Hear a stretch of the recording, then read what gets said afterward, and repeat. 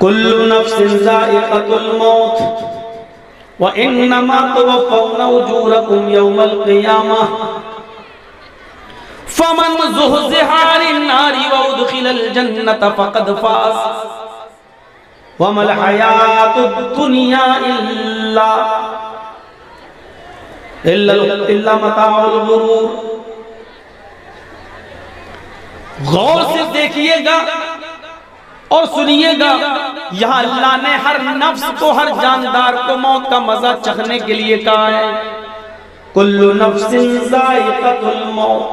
सिर्फ इंसान नहीं, जानवर भी, जिन के अंदर जाने हैं, रूह है, सबको मरना है। और उसके बाद फौरन क्या कहा जा रहा है? व इन्नमा तुवफ़्फ़ौना उजूरकुम यौमल क़ियामह।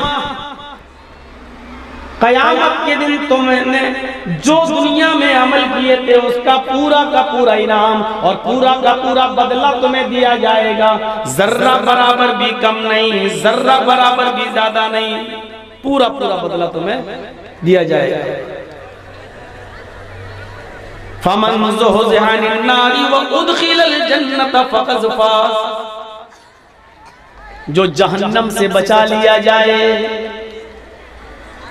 जब बदला दिया जाएगा, हिसाब किताब हो जाएगा, तो उसमें जो हिसाब किताब के बाद फमन ज़ुहज़िहा अनिन-नार, जो जहन्नम से बचा लिया जाए, व उदख़िलल जन्नह, और जन्नत के अंदर दाखिल कर दिया जाए, फ़क़द फ़ाज़, वही कामयाब हो गया। तो इस आयत में कामयाब जिंदगी बताई गई है। कामयाब जिंदगी कौन सी होगी? मरने के बाद उठ गए, उठने के बाद हिसाब किताब हुआ, हमें हमारे अमलों का पूरा पूरा बदला मिलेगा। अब क्या होगा?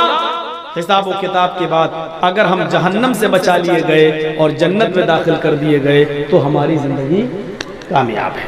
पहली आयत पर गौर कीजिए, ये मौत से ताल्लुक रखती है। दूसरी आयत पर आइए, फलौला इज़ा बलगतिल हुल्क़ूम व अंतुम हीनइज़िन तंज़ुरून।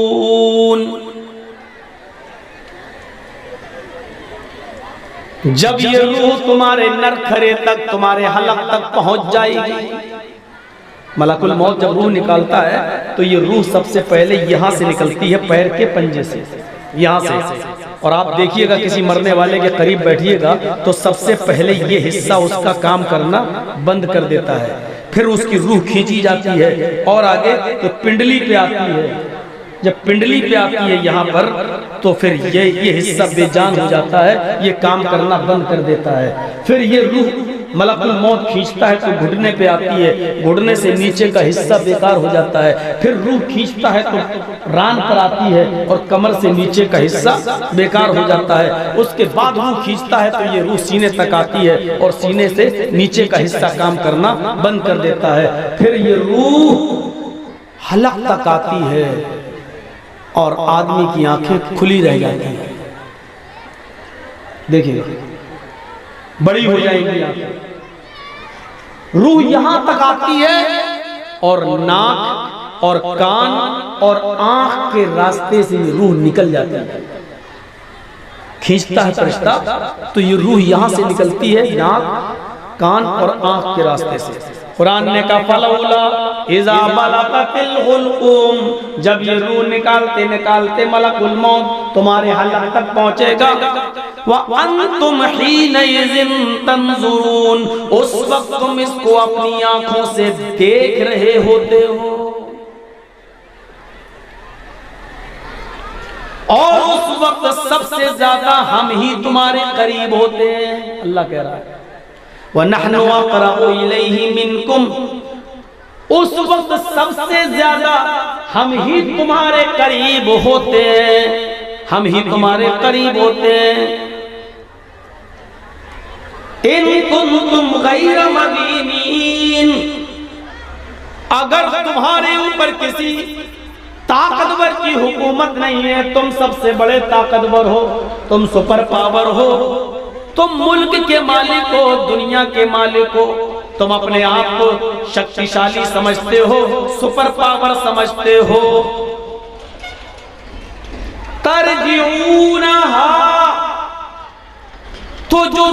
निकालता है मलकुल मौत, उससे रूह को छीन कर अपने अंदर वापस क्यों नहीं ले लेते? मलकुल मौत से झगड़ कर, उससे लड़कर जो रूह खींच रहा तुम्हारी, उससे वो रूह छीन कर तुम अपने अंदर वापस क्यों नहीं ले लेते? अगर तुम्हारे अंदर ताकत है, सुपर पावर हो, दुनिया के मालिक हो, अगर तुम पूरी दुनिया पर हुकूमत चलाते हो, प्रधानमंत्री हो, वजीर आजम हो, प्रेसिडेंट हो, पूरे वर्ल्ड पर हुकूमत करने वाले सुपर पावर हो, तो फिर इतना छोटा सा काम क्यों नहीं कर लेते? उससे तुम रूह छीन कर अपने अंदर दोबारा वापस क्यों नहीं कर लेते? इसका मतलब यह है कि तुम यहाँ बेबस हो, यहाँ कमजोर हो, कोई है जो यहाँ पर तुम्हें बेबस कर रहा है, और वही है अल्लाह। तो इस आयत में भी हमें बता दिया कि मौत आनी, मौत से साबका हमें और आपको पढ़ना है। इमाम कायनात जनाब मोहम्मद रसूलुल्लाह सल्लल्लाहु अलैहि वसल्लम को भी इस दौर से गुजरना पड़ा, आपको भी इन हालात से गुजरना पड़ा। बल्कि नबी अकरम का हाल अगर आप देखेंगे और बुखारी शरीफ की हदीसों में अगर आप पढ़ेंगे नबी अकरम की जिंदगी के आखिरी हालात, तो आपको पता ये चलेगा कि आखिरी दिन है, फजर की नमाज के बाद और जोहर की नमाज से पहले, इस दरमियाने बीच के वक्फे में, जोहर और फजर के बीच में अल्लाह के नबी अल्लाह को प्यारे हुए हैं। ये वक्त जैसा गुजरा है उस पर एक सरसरी नजर डालें। आपने बराबर कई मर्तबा आयशा सिद्दीका से कहा, पानी का प्याला लाओ।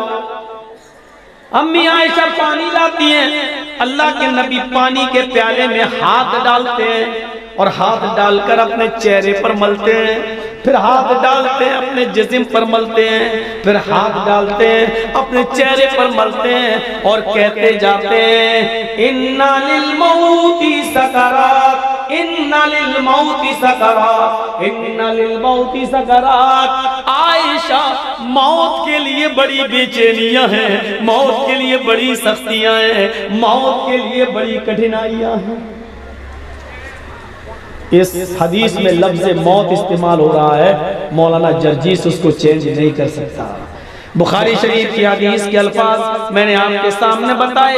नबी अकरम बार बार पानी में हाथ डालते, अपने चेहरे पर मलते और कहते जाते, इन्ना लिल मौती सकरात, इन्ना लिल मौती सकरात। मौत के लिए बड़ी बेचैनियां हैं, मौत के लिए बड़ी कठिनाइयां हैं। हजरत फातिमा ने जो नबी अकरम की बेटी थी, आपकी आंखों में आंसू देके रोते हुए देखा तो चीख पड़ी। बुखारी के अल्फाज पर गौर करो, वाह कर बाबा तो, हाय मेरे अब्बू की परेशानी, हाय मेरे अब्बू की बेचैनी, हाय मेरे अब्बू का हाल। अल्लाह के नबी ने अपनी लफ्ज़ जिगर को, अपनी बेटी को इस पोजीशन में देखा कि वो मेरी परेशानी से परेशान हो रही है, तो आपने उसको पकड़ा, फरमाया बेटी तुम्हें रोने की जरूरत नहीं है, आज के बाद तुम्हारे बाप को कभी इतनी तकलीफ नहीं होगी, आज के बाद तुम्हारे बाप को कभी इतनी परेशानी नहीं होगी। यानी अल्लाह ताला ने मुझे बता दिया जिब्रील को भेजकर कि आज मेरी मुलाकात का वक्त है, अल्लाह से मेरी मुलाकात तय है। फातिमा ने जब ये सुना तो उनको और ज्यादा रोना आ गया कि आप हमेशा के लिए मुझे छोड़ के चले जाएंगे। आप तसल्ली देते रहे, आप उनको ढारस बनाते रहे, लेकिन उनका रोना बंद नहीं हो रहा था। तो आपने उनको हंसाने के लिए और उनके चेहरे पे मुस्कुराहट के लिए एक बात कही जो सच्ची बात थी। थोड़ा पानी दीजिए। तो क्या कहा, फातिमा तुम गम न करो,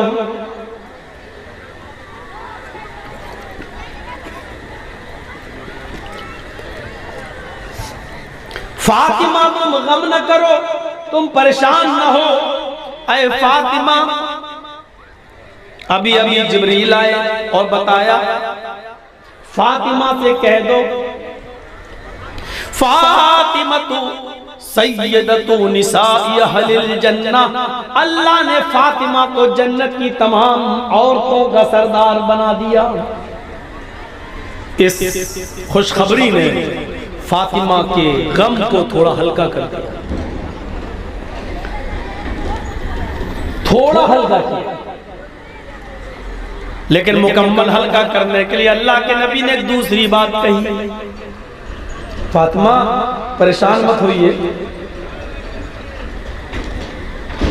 मेरे बाद तुम्हारा ही नंबर है। मेरे अहले बैत में, मेरे खानदान में, मेरे घर में मेरे बाद सबसे पहले मेरे पास कोई आएगा, मुझसे किसी की मुलाकात होगी तो तुम्हारी होगी, यानी तुम आ रही हो मेरे पीछे पीछे। ये सुना फातिमा रजी अल्लाह ताला अन्हा ने तो मुस्कुराई।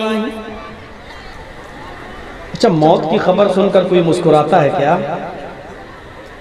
ये कहा कि मेरे बाद तुम्हारा नंबर, मेरे घर में सबसे पहले मुझसे, मेरे खानदान में सबसे पहले तुम मिलोगी, तो मुस्कुरा रही है। इसका मतलब ये होता है कि मौत मोमिन की नजर में बुरी चीज नहीं होती है, बल्कि मोमिन मौत को जितना करीब देखता है उतना ही वो खुश होता है कि मेरे रब से मुलाकात का वक्त है। आज हम मौत से डरते हैं, मरना नहीं चाहते हैं, मरने की तमन्ना भी नहीं होती है, और मौत अगर देख ले करीब तो हम डरते भी हैं। साहब यहाँ हार्ट का कोई बड़ा डॉक्टर नहीं बेटा, बेंगलोर में, बेटा दिल्ली एम्स में लेके चलो। तो इसका मतलब यह है कि हमारे अंदर अभी ईमान की लज्जत और ईमान की चाशनी मुकम्मल तौर पर है नहीं। अगर हम मुकम्मल मोमिन होते तो मौत को अपने करीब देखकर हम डरते नहीं, रोते नहीं, चीखते नहीं, नफरत नहीं करते, बल्कि खुश होते।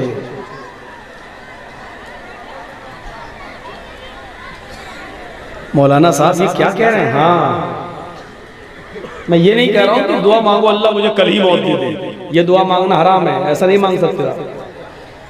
ये भी नहीं कह सकते अल्लाह मुझे मौत जल्दी दे दे, ये भी नहीं कह सकते। आपसे बहुत जरूरी हो, परेशानियां बहुत ज्यादा हो, उलझने हो, टेंशन हो, तो आप इतनी दुआ कर सकते हो अल्लाह से, क्या है अल्लाह, अल्लाहुम्मा अहयिनी मा कानतिल हयातु खैरन ली, अल्लाह मुझे उस वक्त तक जिंदा रख जब तक मेरी जिंदगी मेरे लिए बेहतर हो, और जब मेरी जिंदगी मेरे लिए बेहतर ना हो तब तू मुझे उठा ले। ये दुआ बस कर सकते हो जब बहुत ज्यादा टेंशन और बहुत ज्यादा उलझन हो तब। लेकिन हम मौत की तमन्ना क्यों करते मालूम है? 5 बेटियां हैं, 6 बेटियां हैं, इनके जहेज कैसे होगा? आजकल बगैर गाड़ी दिए हुए, बगैर इंटरनेशनल भिखारी का पेट भरे हुए हमारी बेटी की डोली नहीं सजेगी। इसलिए हमारे टेंशन इतने हो गए हैं जिंदगी में कि हम उसी से कहते हैं इससे बेहतर है कि मर जाए।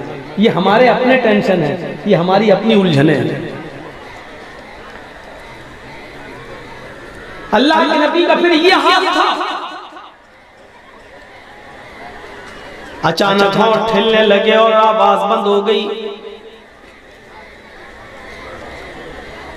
होंठ हिलते हुए अम्मी आयशा ने देखा तो अपने कान लगा दिए, देखें कोई खास बात तो नहीं कह रहे हैं जो आखिरी वक्त में हम उसको सुनने से महरूम रह जाए। कान लगाती हैं तो क्या सुनती हैं? होंठ हिल रहे हैं और अल्लाह के नबी ये जुमले अदा कर रहे हैं,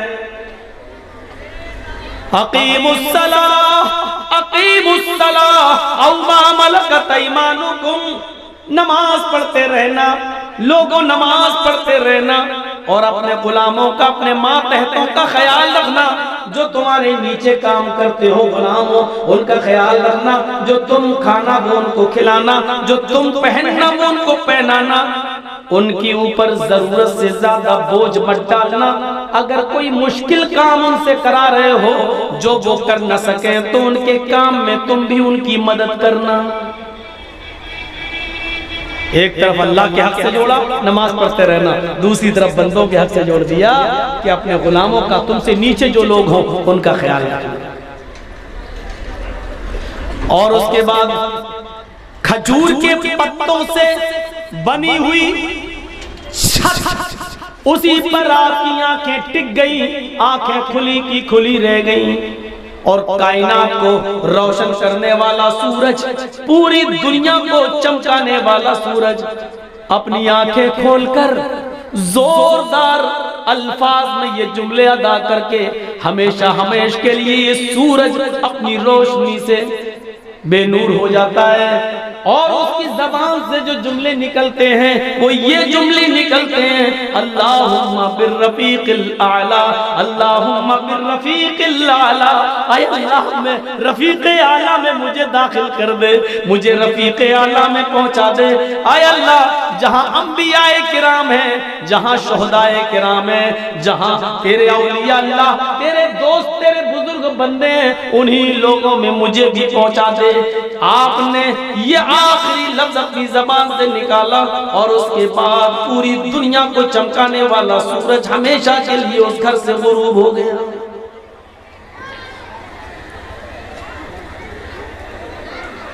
फजर और ज़ुहर के बीच में आप इस दुनिया से रुखसत हुए। फातिमा रज़ी अल्लाह ताला अन्हा ये मंजर देखकर चीख उठी, वाकर बाबा तो मना जा बरबंदा, वाकर बाबा तो मन जन्नतुल फिरदौसी मावा, वाकर बाबा तो इला जिब्रील नना। हाय मेरे अब्बू मना जा बरबंदा, आप